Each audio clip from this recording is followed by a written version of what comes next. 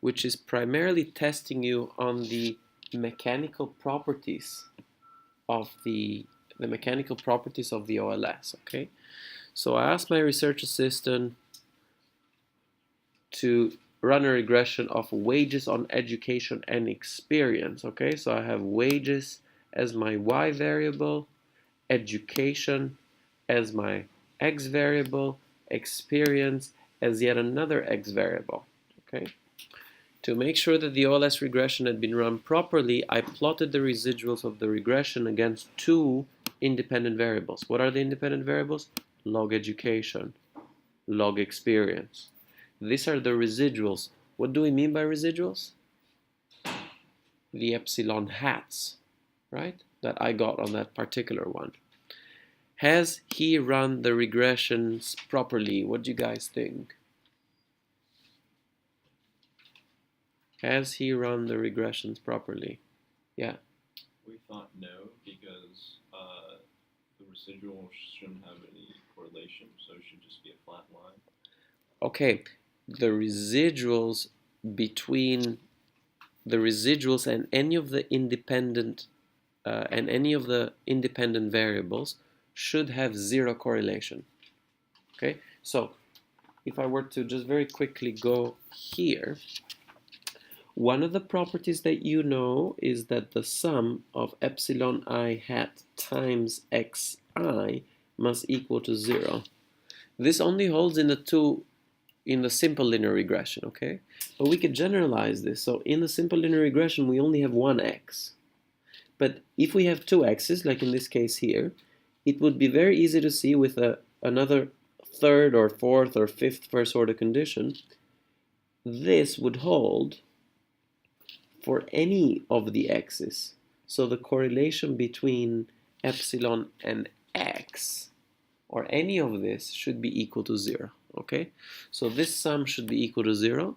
This sum being equal to 0, this could be a nice homework for everybody, is how come when this sum is equal to 0, why does this imply that the sample covariance of epsilon hat x1 will equal to 0, right? That would be a good question to try and see if you can answer, right? As a kind of a homework exercise. But more glaringly, imagine that you missed this, okay? Imagine that you missed this idea that these lines here, right, are OLS lines of these two variables. This tends to confuse students because they don't realize that these lines here, think of this as just making an extra OLS line where this is your y variable and this is your x variable. Okay, and you just fit another OLS line. The slope of the OLS line should be proportional to the correlation between, or covariance between, residuals and log education. But I know from this mechanical property here that covariance should be equal to 0. So this slope should have been flat. Okay, this was not the most obvious one. Okay, there is something else that's very obvious. Anyone can see it? It's related to mechanical properties of the residuals. Yeah, Calvin. Exactly. The residuals should sum to 0. So one of the mechanical properties says that the sum of epsilon I hat must be equal to 0. Okay. When I look at this, I don't see that. I don't see that at all. Okay. Actually, the smallest residual is like 0.5, slightly below 0.6. Everything else is positive.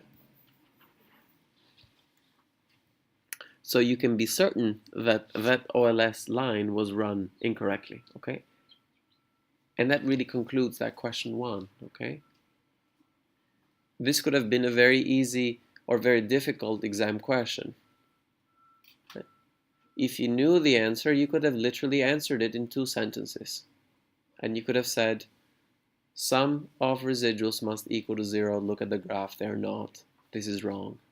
In addition, sample correlation between explanatory variables and the residuals must also be equal to 0. The fitted lines should have been flat. 2 sentences, full marks. Or you could have done a little bit of hand waving and gotten 1 mark or 2 marks or even 0 marks. Okay, if you didn't quite understand what was going on there. Okay, let's go in the same thing. We can do this one. Prove that if the simple correlation between y and x is negative, the slope of the regression will also be negative. Anyone wants to tackle this very quickly? Why is that the case?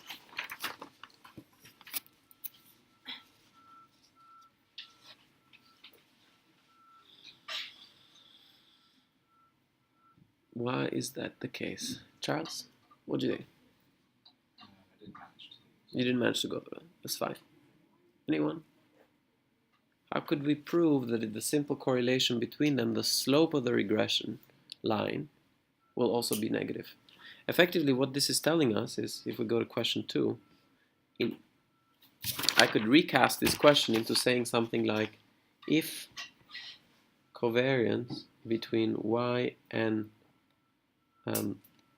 x and y, or correlation between x and y, is less than 0, this means that beta 1 hat will also be less than 0. Okay, that's what this is telling us, okay?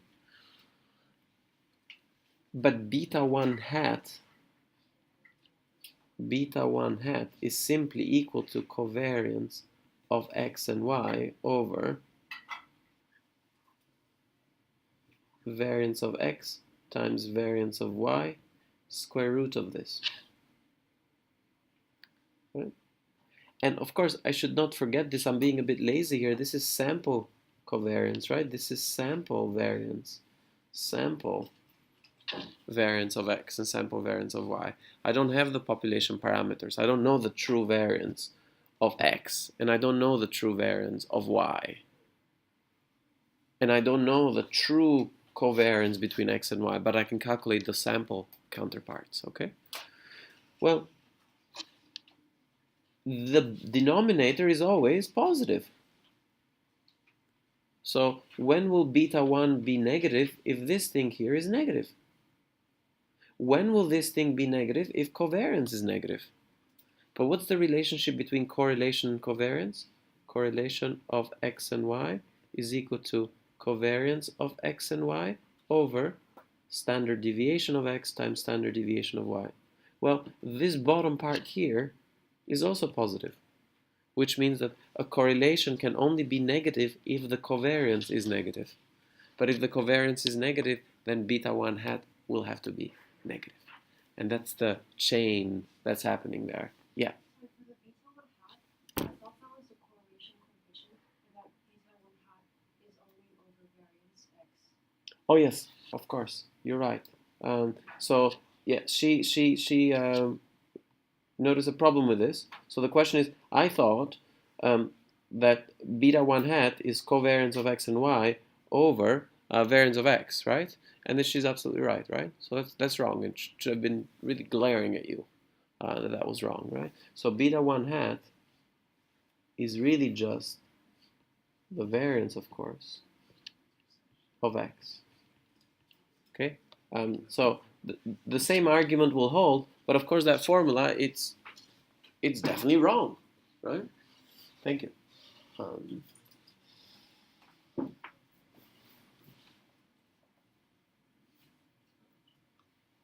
If you remember from the lectures, and we're going to do the derivation of this in one of the videos, but beta 1 hat is equal to sum of xi minus x bar, yi minus y bar, over sum of xi minus x bar squared, okay? If you took this and you divided this by n, nothing would change, but that top part would be sample correlation, sample covariance.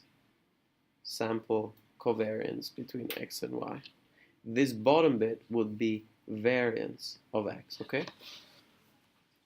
So I had a little brain malfunctioning there when I wrote that beta 1 hat. Okay, good. Can I take any question on this? Is everybody clear with this question 1 and question 2? Okay, great. So I'll stop this here.